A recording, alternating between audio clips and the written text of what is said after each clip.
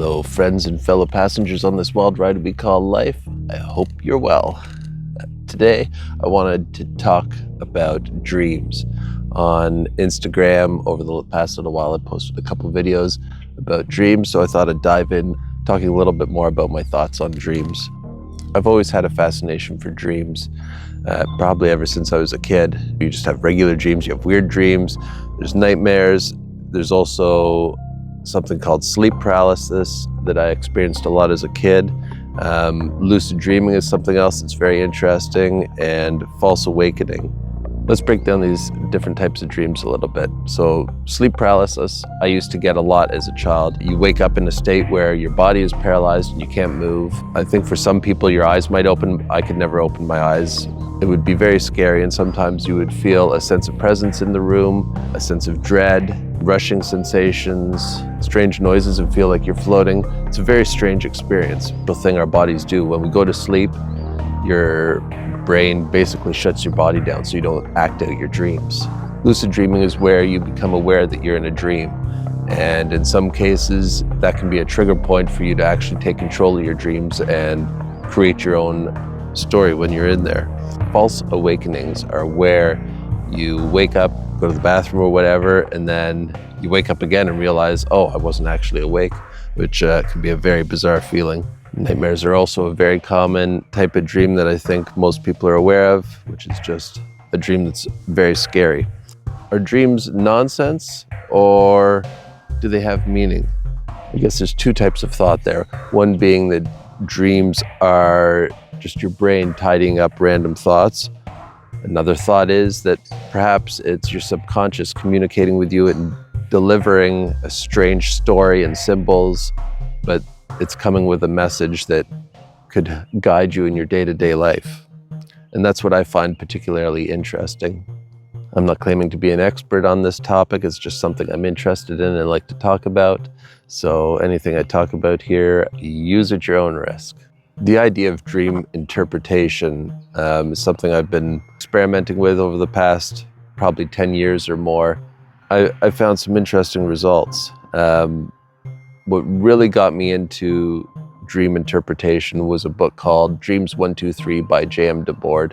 Very good book. I enjoyed it a lot, and it really makes dream interpretation simple. You don't have to learn hundreds of different symbols. It's more about learning a basic framework to dissect your dream and then see if you can find a message behind it. My version of dissecting a dream is something like this. Number one, I write out as much of the dream as I can remember in detail. Step number two, I will highlight the key symbols, settings, people, animals, emotions. Emotions are important. Step three, I will go through and ask myself, what do each of these different things represent to me? So if there was a bear in the dream, do I consider a bear to be a majestic, powerful creature, or is it something I find stressful and anxiety causing? Or sometimes you find yourself in a school. You think of a school as a place for growth and learning, or is it a cause of stress? Number four, I identify the emotional tone. So I think about what emotions was I feeling during the dream. Was I fearful? Was I curious? Was I happy? Number five, that's when I start looking for parallels in my waking life. So did a situation happen recently, or have I been worrying about something that's coming up where there was a similar emotion I feel attached to that situation that was similar to the dream? Finally, step number six, I will take all that information and see if I can find some message or moral to the story in the dream. So let's talk about some basic dream analysis concepts. Most importantly, I have found that symbols and settings and people and all these different things come down to what you feel about them, what they represent to you.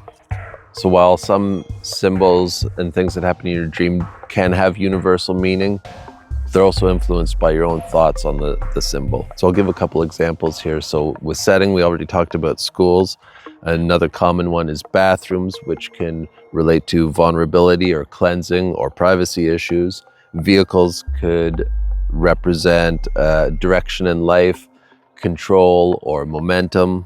People, so if you have different people in your dreams, quite often this is really about a part of yourself. So if you dream about a friend or a spouse or somebody you deal with regularly, the dream might not have anything to do with them, but more about what that person represents to you and relating that to a part of yourself. There can also be symbolic roles within people. So maybe there's a wise teacher or a reckless friend. Some other types of symbols could be animals showing up in your dreams. So bears, snakes, birds, whatever, and they can all represent different things. I often Google animal totems, which gives a universal explanation as to what the animal represents, which I found helpful. Water in your dreams can represent your emotions or your subconscious mind. Nice calm water could represent calmness in your emotions, where if you're dreaming of like a hurricane or something, that could suggest turmoil.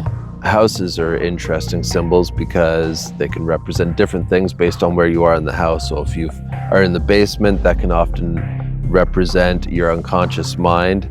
If you're in the kitchen, that could represent nourishment, transformation, and creativity.